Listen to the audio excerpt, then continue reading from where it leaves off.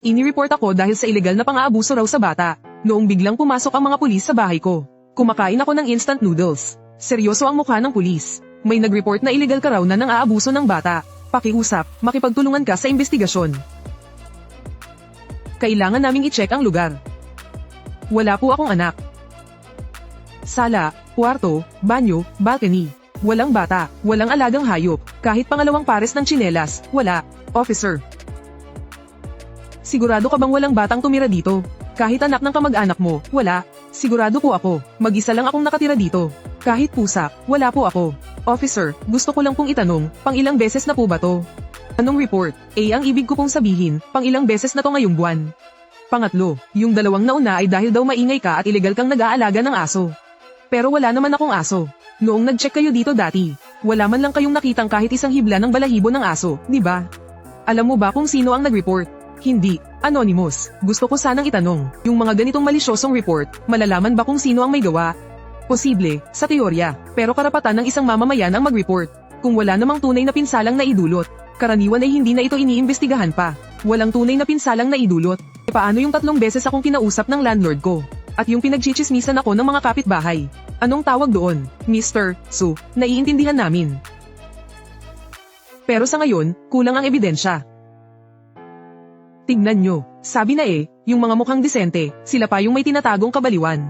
Pati bata, inaabuso, siya yon. 3 beses na siyang pinuntahan ng pulis o. Delikado talagang may nakatirang ganyang tao dito sa building natin.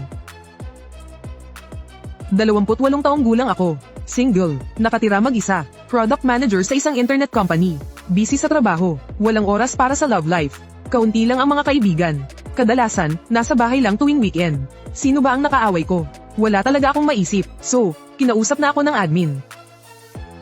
Wala naman akong ginagawa, nalinaw na to ng pulis. Alam kong mabait kang bata, pero sana maintindihan mo rin ako. Pwede ka bang humanap na lang ng ibang matitirhan? 2 taon na akong nakatira sa subdivision na to. Wala akong kahit sinong inaway. Pero ngayon, para akong daga na iniiwasan ng lahat. Ingay, pag-aalaga ng aso, pang-aabuso sa bata, ano na naman kaya ang susunod? Dahil hindi ako matutulungan ng batas sa ngayon. Ako na mismo ang hahanap ng ebidensya. Titingnan ko nga, kung sino ka man talaga. Ito na ang pangatlong pekeng reklamo ngayong buwan. Kailangan kong malaman kung saan nanggagaling ang mga impormasyong ito. Mr. Su, nakita nyo naman. Lahat yan ay galing sa 1, 2, 3, 4, 5. Wala kaming authority na i-trace ang numero ng anonymous caller. Parehong tao na naman, parehong paraan. Itong ganitong klaseng targeted na atake ay hindi basta-bastang kalokohan lang, kundi isang matagal ng pinlanong paninira sa akin. Pasensya na, confidential ang impormasyon ng nagreklamo. Hindi namin pwedeng ibigay, pero malisyosong reklamo to. 3 beses na niya akong inireklamo. At lahat ng yun ay kasinungalingan. Naiintindihan namin ang sitwasyon ninyo. Pero ayon sa patakaran, hindi pwedeng isa-publiko ang impormasyon ng nagreklamo. Kung ganun, anong dapat kong gawin? Maaari po kayong magsampa ng reklamo sa pulis. Kapag may kinalaman ito sa maling pag-aakusa, maaari itong asikasuhin ng pulisya ayon sa batas. Officer, gusto ko pong mag-report. Hello, Mr. Su. Tungkol saan po ang i-report ninyo? Mayroong malisyosong nagre-report sa akin. 3 beses na po, gusto kong malaman kung sino siya. Mr. Su, naiintindihan ko po ang nararamdaman ninyo. Pero ang pagre-report po mismo ay hindi labag sa batas. Pero lahat po ng nilalaman ng report niya ay kasinungalingan. Alam ko po, pero ayon sa batas, maliban na lang kung ang report niya ay nagdulot sa inyo ng malubhang problema. Halimbawa, na-detain kayo o natanggal sa trabaho dahil dito. Kung hindi, mahirap itong ituring na paninirang puri. Malapit na akong palayasin ng landlord ko. Tungkol dyan, iminumungkahi ko na kausapin ninyo ang landlord ninyo. Paano kung ipagpatuloy niya ang pagre-report? Aaksyonan namin ito depende sa sitwasyon. Maaari po kayong mag-ipon ng ebidensya. Baka magamit ninyo ito sa hinaharap. Sige po, naiintindihan ko. Salamat, hindi labag sa batas ang pagre-report. Ang maling paratang, kailangan pang magdulot ng malubhang problema bago maaksyonan. So bago magkaroon ng malubhang problema, hahayaan ko na lang naguluhin ako ng mga anonymous na report na to, di ba? Tingnan natin kung ano pang kaya mong gawin. May nag-report po sa inyo ng iligal na pagpapaupa. Ano? Tenant po ako, hindi po ako ang landlord. Paano po ako magpapaupa? Nagtaka rin po kami, kaya po kami pumunta para i-verify. Baka po nagkamali lang sila. Pasensya na po sa abala. Ang isang pagkakamali ay nagkataon lang. Pero kung 3 beses na, nagkataon pa rin ba yun? Bukod sa landlord, ahente, at admin ng building. Sino pa ang sinabihan ko ng bago kong address? Yung HR lang ng kumpanya, para i-update ang tax information ko dahil sa paglipat. Sa kumpanya, posible kayang taga-kumpanya. Gabi na pero hindi ako makatulog. Paulit-ulit na tumatakbo sa isip ko ang mga nangyari sa trabaho ko. Hindi ko maisip kung ano ba talaga ang pinagmulan ng problema. Para makapili ng senior product manager ang kumpanya, nagpasya silang magsagawa ng internal hiring. At sa huli, 2 na lang ang natirang kandidato. Ang isa ay ako, ang isa naman ay si Wang Jianguo, 8 taon na sa kumpanya. Pagkatapos ng masusing pagsasaalang-alang, napagdesisyonan na opisyal na i-promote si Su Wen bilang department manager. 2 taon pa lang dito, na-promote na agad. Siguradong may koneksyon. Isang bata lang. Bakit siya pa? Sabi ni Wang Jianguo, paanong na-promote daw ang isang batang tulad mo? Siguradong may backer ka raw. Grabe naman. Si Wang Jianguo, isang adultong lalaki, palihim akong inireklamo ng child abuse. Sobrang kalokohan. At saka, paano niya nalaman ang address ko? Kuya, alam mo ba? Pumunta rito sa kumpanya yung asawa ni Wang Jianguo. Ha? Anong ginawa niya rito? Para gumawa ng eksena. Ito ang ipinunta niya para guluhin. Oo, nakipagtalo siya sa HR office ng kalahating oras. Sa huli, pinalabas na lang siya ng security guard. Tapos, edi umalis na rin. May topak yata yung babaeng yun. Ang promotion ay desisyon ng kumpanya. Anong kinalaman niya roon? Kuya Lee, narinig ko na gumawa raw ng eksena dito yung asawa ni Wang Jianguo. Huwag mo nang banggitin. Sobrang gulo kausap ng babaeng yun. Anong sinabi niya? Sabi niya, gumamit ka raw ng maduming paraan. Sabi niya, 8 taon daw na nagtrabaho ng masipag ang asawa niya. Para lang maagawan ng pwesto ng isang baguhan na may itsura lang. Tapos, pinaliwanag ko sa kanya, na ang promotion ay base sa performance. Hindi base sa kung gaano ka nakatagal dito. Ayaw niyang makinig, pinipilit niyang may paborito raw ang kumpanya. Nung huli niyang sinabi, huwag ko lang daw malalaman kung sino sa inyo ang nasa likod nito. Kundi, malalagot daw siya sa kanya. Alam niya ba ang pangalan ko? Alam niya dapat, di ba? Nasa promotion announcement kasi. Kung ganun, alam niya ba kung saan ako nakatira? Yan, hindi ko alam. 3 buwan na ang nakalipas. Sisiguraduhin kong pagbabayaran mo to. Bawat reklamo ay gawa-gawa lang. Q. Sa bawat pagkakataon, laging eksakto ang pagkakatonton sa address ko. Nagkataon lang. Hindi ako naniniwala. Jojo, alam mo ba kung anong pangalan ng asawa ni Wang Jianguo? Hu Lijing. May litrato ka ba niya? Anong problema, bro? Wala naman, na-curious lang. Kailangan kong makilala itong si Hu Lijing. Sigurado akong siya na yun. Walang iba. Pwede bang magpatulong? May ipapadala kasi akong package kay Wang Jianguo. Kailangan ko lang i-verify yung home address niya na nakafile dito. Sige, salamat. Hello po, excuse me po, mayroon po ba kayong residente na si Ginang Hu Lijing? Sino po sila? Kamag-anak niya po ako. May importante lang po akong sadya sa kanya. Pero hindi ko po siya matawagan sa phone. Hu Lijing, yung nasa building 8 ba? Opo. Nako, parang hindi na siya nakatira dito. Lumipat na siya noong nakaraan. Saan po siya lumipat? Yan po ang hindi namin alam. Biglang naputol ang lead. Napilitang huminto ang investigasyon. Nang mga sandaling iyon, isang mahalagang tao na hindi ko pinansin ang biglang pumasok sa isip ko. Sinabi noon ng property management na galing sa itaas ang reklamo. Noong una, inakala ko lang na simpleng hindi pagkakaunawaan ng magkapitbahay. At hindi ko na inalam pa ng mas malalim. Ngayong pinagdugtong-dugtong ko na ang lahat ng kaina-hinalang bagay. Malaki ang posibilidad na sangkot dito ang kapitbahay sa itaas. Nagpa siya akong umakyat agad para kumpirmahin. Sinong kailangan mo? Hello po, tita. Ako po yung nakatira sa baba. Ha, ikaw pala. Anong kailangan mo? Gusto ko lang po sanang magtanong. Kayo po ba yung nag-report sa akin dati tungkol sa ingay? Hindi ako. Kung ganoon, sino po? Tita, alam ko po na baka may mga alalahanin kayo. Pero gusto ko lang pong sabihin sa inyo na hindi ko po talaga ginawa yung mga yun. May nana Nadia pong mag-report sa akin. 4 na beses na po akong near-report. Lahat yon ay hindi totoo. Ako po, may kilala po ba kayong Hu Lijing? Kilala mo siya? Halika, pumasok ka. Maupo ka, kaibigan ng pinsan ko si Hu Lijing. Nakitira siya rito sa akin noong nakaraang mga araw. Nakitira, gaano katagal? Mahigit 1 buwan. Kailan siya umalis? Noong 1 linggo. Bakit siya umalis? Pinaalis ko siya. Yung taong yun, paano ko ba sasabihin? Hindi maganda ang ugali. Buong araw, kung sino-sino ang sinisiraan niya sa harap ko. Naiinis na akong makinig. May sinabi ba siya tungkol sa akin? Sabi niya, isa ka raw lalaking puro itsura lang. Inagaw mo raw ang trabaho ng asawa niya. Ano pa ang sinabi niya? Sabi niya, gusto kanyang bigyan ng leksyon. Para malaman mo kung gaano siya kalakas. Paano raw? Pakisabi ng detalyado. Pero lagi ko siyang nakikitang may hawak na cellphone at may kausap. At palihim pa kung kumilos. Sinong tinatawagan niya? Hindi ko alam. Pero minsan, may narinig akong isang sinabi niya. Sabi niya, magre-report ako. Tita, may huli lang po akong tanong sa inyo. Sige, magtanong ka. Nung unang beses na inireklamo ako dahil sa ingay, siya po ba ang nagsabi sa inyong gawin iyon? Oo, sabi niya nagpapatugtog ka raw ng music tuwing hating gabi. Sa sobrang ingay daw, hindi siya makatulog. Inisip ko kasing dito siya nakatira sa akin. Kaya siguro naman hindi niya ako lolokohin. Tita, alas 11 pa lang po tulog na ako. Hindi po ako kailanman nagpapatugtog ng music. Pasensya na, hindi ko alam na sinadya niya pala iyon. Okay lang po, salamat po sa pagsasabi niyo nito sa akin. Kung ganoon, anong gagawin mo ngayon? Pupuntahan ko siya para kausapin. Ang kasalukuyang address ni Hu Lijing ay sinabi sa akin ni tita. Sa isang lumang subdivision, hindi kalayuan sa kumpanya. Hindi ako tumawag bago pumunta. Dumiretso na ako sa bahay niya. Habang kumakatok ako sa pinto, huminga ako ng malalim. Sino ka? Si Su Wen, katrabaho ni Wang Jianguo. Anong ginagawa mo rito? Para makipag-usap, tungkol sa mga reklamong iyon. Anong mga reklamo? Hindi kita maintindihan. Pang-aabuso sa bata, ilegal na pag-aalaga ng aso, panggugulo dahil sa ingay, at ilegal na pagpapaupa. Ikaw ang nagreklamo sa lahat ng iyan, di ba? May ebidensya ka ba? May testigo ako. Dati kang nakatira sa kapitbahay ko sa itaas. Siya mismo ang nagsabi sa akin. Hindi mahalaga kung ano ang sinabi niya. Anonymous ang mga reklamo. Hindi mo mapapatunayan na ako iyon. Tatawag ako ng pulis. Sige, tumawag ka. Hindi ilegal ang magreklamo. Ano naman kung ako ang nagreklamo? Paano kung may problema ka naman talaga? Wala akong anak, wala akong aso, at alas 11 pa lang ay tulog na ako. Peke lahat ng report mo. Ano ngayon kung peke? Ayaw ko lang talaga sa'yo. Bakit? Bakit ayaw mo sa akin? Inagaw mo ang posisyon ng asawa ko.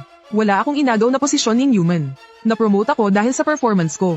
Natalo sa akin ang asawa mo dahil hindi siya nagsikap. Kalokohan, 8 taon na sa kumpanya ang asawa ko. 2 taon ka pa lang dito. Bakit ikaw pa? Siguradong may mali dito. Anong mali? Ang bata-bata mo pa pero ang bilis mong na-promote. Sino ang nakakaalam kung ano ang relasyon ninyo ng babae mong boss?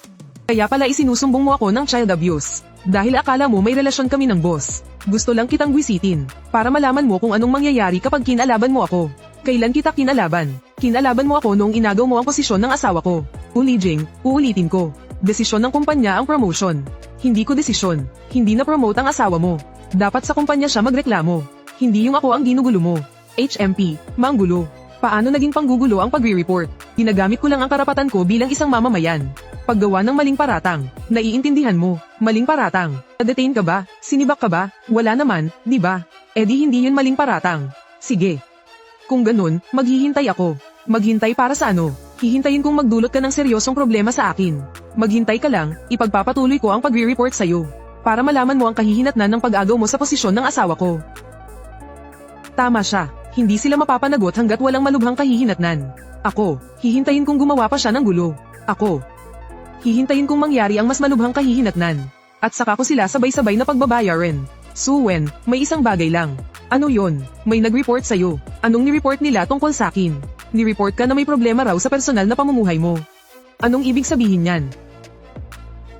Na na-promote ka raw dahil sa espesyal na relasyon. Sinong nag-report? Isang anonymous email ang ipinadala sa public email ng kumpanya. Anong nilalaman ng email? Su Wen, naniniwala ako sa'yo. Pero maraming nakakita sa email na to. Ang sabi ng boss, kailangan mong gumawa ng isang paliwanag. Paliwanag tungkol saan? Patunayan mong hindi totoo ang mga yun. Paano ko papatunayan? Paano ko papatunayan na wala akong relasyon sa boss? Ito yung hirap kapag kailangan mong patunayan na inosente ka, di ba? Basta may isang nagtapon ng putik. Kailangan kong paulit-ulit na magpaliwanag. At kapag hindi ako makapagpaliwanag ng maayos, parang inamin ko na rin. Su Wen, pinaparating ko lang ang sinabi ng boss. Alam ko, isusulat ko ang paliwanag, pero may gusto rin akong sabihin. Ano yon? Ang nagpadala ng report na yan ay asawa ni Wang Jianguo. Dati na niya akong ni-report para sa child abuse at illegal na pag-aalaga ng aso. Lahat yon ay kasinungalingan. At itong ngayon, kasinungalingan pa rin. Paano mo nalamang siya yon? May recording ako. Hindi ko lang talaga gusto ang pagmumukha mo. Bakit? Inagaw mo ang posisyon ng asawa ko. At ipagpapatuloy ko ang pagre-report sa'yo. Kaya umaasa ako na formal na aaksyonan ng kumpanya ang bagay na ito. Kung hindi ito aaksyonan ng kumpanya, ako mismo ang magre-report sa pulis. Sige, ipaparating ko to sa boss. Wang Jianguo, yung email na pinadala ng asawa mo sa kumpanya. Alam mo ba yun? Anong email? Na-promote si Su Wen dahil sa relasyon niya sa isang babaeng leader.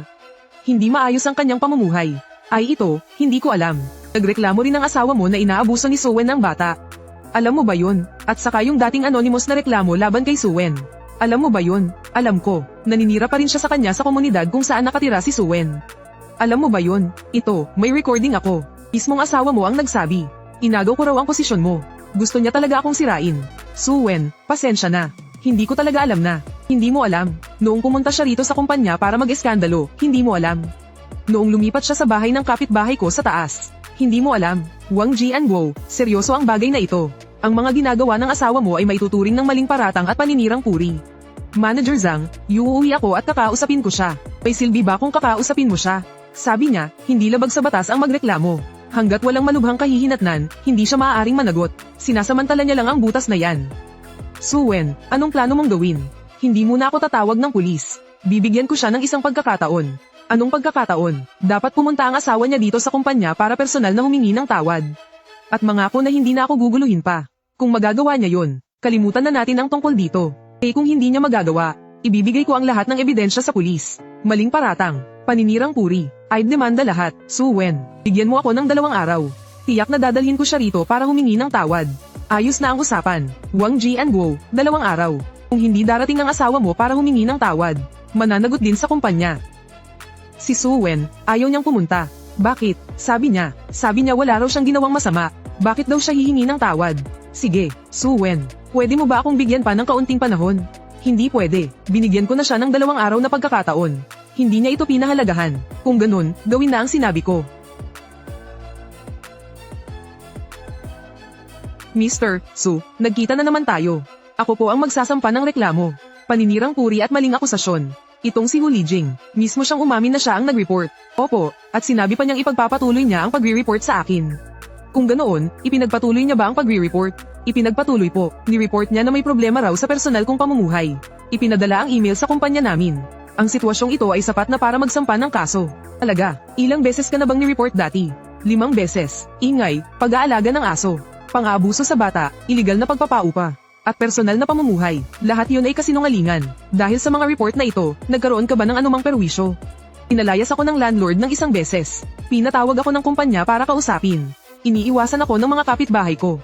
May ebidensya ka ba? Mayroon po. Ang chat records namin ng landlord ko. Ang mga record ng pag-uusap sa kumpanya. Sinabi niyo ko pong lahat. Sige, iimbestigahan namin ito. Gaano po kaya ito katagal? Depende sa sitwasyon, baka 1 o 2 linggo. Sige po, salamat, Rishik Sen. Nagpost ang asawa ni Wang Jianguo sa group chat ng kumpanya. Nagpost ng ano, tingnan mo na lang. Shaoli, nakita mo ba yung mensahe sa group chat? Nakita ko na, inaasikaso na. Si Hu Lijing ang nagpost. Paano siya nakapasok sa group? Ginamit niya ang account ni Wang Jianguo. Nahak ang account ni Wang Jianguo. Kalokohan, siguradong si Wang Jianguo ang nagbigay sa kanya. Pwede mo bang kontakin ng admin para ipadelete ang message? May nag-screenshot na. Sige, naintindihan ko. Siya yun, di ba? Narinig ko inimbestigahan daw ng pulis. Hindi kaya totoo yun. Paninirang puri yung message na yun. Pumunta ako sa police station para mag-report. Hindi para imbestigahan. Hindi lang talaga maganda ang tingin ko sa'yo. Bakit? Inagaw mo ang posisyon ng asawa ko. Ipagpapatuloy ko ang pagrereklamo laban sa'yo. Huwag dagdagan o bawasan ita. Ganun pala yun. Grabe, ang lala naman ng babaeng to. Nasaan si Wang Jianguo? Alam ba niyang ganito ang ginagawa ng asawa niya? Hu Lijing, gusto mo akong mapahiya sa lahat. Ngayon, ikaw ang napapahiya. Dinelete ng admin yung message na pinost ni Hu Lijing. Pero kumalat na ang mga screenshot. Ang maganda, kumalat na rin ang recording ko. Ngayon, alam na ng lahat sa kumpanya na ang asawa ni Wang Jianguo ay malisyosong naninira sa akin. Si Wang Jianguo ay hindi pumasok nitong mga nakaraang araw. Nag-sick leave, dahil daw sa sobrang stress. Wala akong pakialam sa kanya. Ang iniisip ko ay kung ano ang susunod na gagawin. Mamayang gabi, makikipag-dinner ako sa isang kaibigan kong abogado. Suwen, ang totoo, medyo interesante yung kaso mo. Interesante, no? Ang mga elemento ng krimen na false accusation ay ang pag-imbento ng mga katotohanan. Pagsasampa ng reklamo sa kinauukulan, at may intensyong mapasailalim sa criminal prosecution ng ibang tao. Inireklamo niya ako ng child abuse. Maituturing ba yun na intensyong mapasailalim ako sa criminal prosecution? Sa striktong pananalita, oo.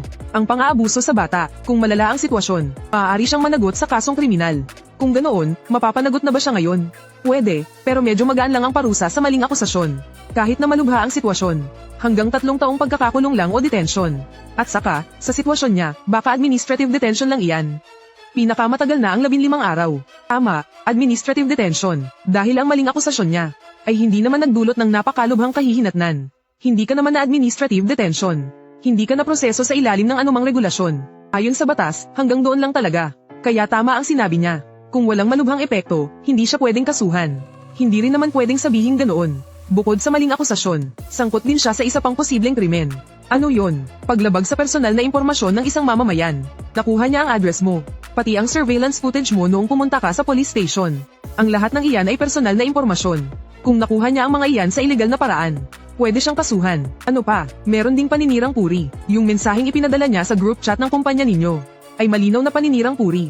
Pwede mo siyang aidmanda para humingi ng bayad pinsala at para malinis ang iyong pangalan. Magkano naman ang pwedeng makuha? Depende sa sitwasyon, mula ilang libo hanggang 10,000 libo. Wala akong pakialam kung magkano ang pera. Gusto kong malaman niya na may kabayaran ng paninira sa ibang tao. Kung ganoon, pwede mong gawin ang 3 hakbang ng sabay-sabay. Una, sa pulisya, mag-report para sa maling akusasyon. Subukang mapatawan siya ng administrative detention. Ikalawa, i-report mo siya sa cybercrime unit para sa paglabag sa personal information. Ikatlo, aidmanda mo siya sa korte para sa paninirang puri. Sige, pakitulungan mo akong ihanda ang mga dokumento. Walang problema. Pag-uwi ko sa bahay, inayos kong lahat ang mga ebidensya. Mga record ng reklamo, audio recording, mga screenshot ng chat, mga mensahe sa group chat ng kumpanya, at ang surveillance footage. Isang folder na punong-puno. Habang tinitingnan ko ang mga ito, bigla akong napaisip, 2 buwan lang ang nakalipas. Isa lang akong ordinaryong empleyado. Na-promote, tinaasan ng sahod.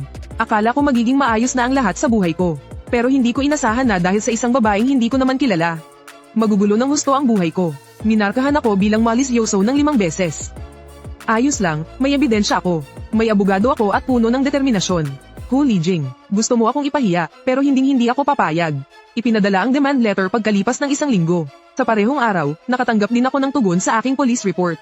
Ipinaalam sa akin ng himpilan ng pulisya na nasummon na si Hu Lijing. Kasalukuyan siyang nasa ilalim ng investigasyon. Medyo nakahinga ako ng maluwag. Ngunit ang reaksyon ni Hu Lijing ay mas malala pa sa aking inaasahan.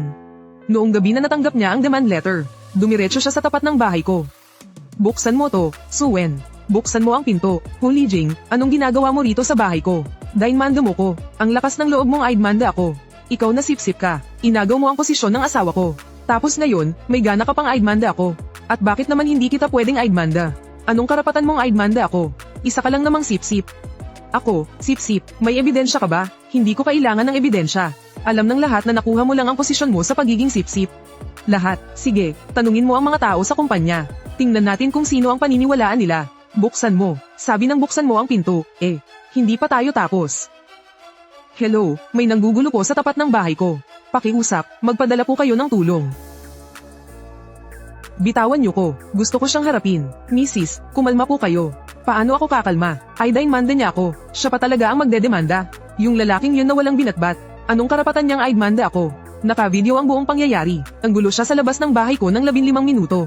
Balik, ay bumuhos sa aking isipan na parang isang talon ng pilak na dragon. Ang ginagawa niyo kung ito ay maituturing ng public disturbance. Dito na nagtapos ang seremonya ng pagsusuri ng espiritu. Con nói gì vậy chứ? Ang ibang mga disipulo ay sumunod sa mga deacon. Ang ibang mga disipulo ay sumunod sa mga deacon. Bố trong lòng tự biết, Lâm Mặc không phải là trúng độc rồi chứ? Lâm Mặc không phải là trúng độc rồi chứ? Trong lòng thầm chửi. Agad na nagulat sina Chin Hao Tian at Lin Qingshui. Có mẹ kế là có bố dược, có mẹ kế là có bố dược. Còn trong phòng livestream nước ngoài, còn trong phòng livestream nước ngoài, Tanging ako, ang 3 prinsipe, at si Lin Qingshui na lang ang natira. chuyên gia sinh tồn hoang dã lừng danh, Đức Gia. Naramdaman ni napunong sektang Li Xuanji at ng 2 pa ang enerhiyang ito. Agad siyang nagutos na ilikas ang mga disipulo. Sau khi thấy tình hình ở phía nước Hoa Hạ, sau khi thấy tình hình ở phía nước Hoa Hạ, sau khi thấy tình hình ở phía nước Hoa Hạ. Ang sino mang may earth grade na espiritual na ugat o mas mataas ay maaaring maging personal na disipulo ng isang Peak Master.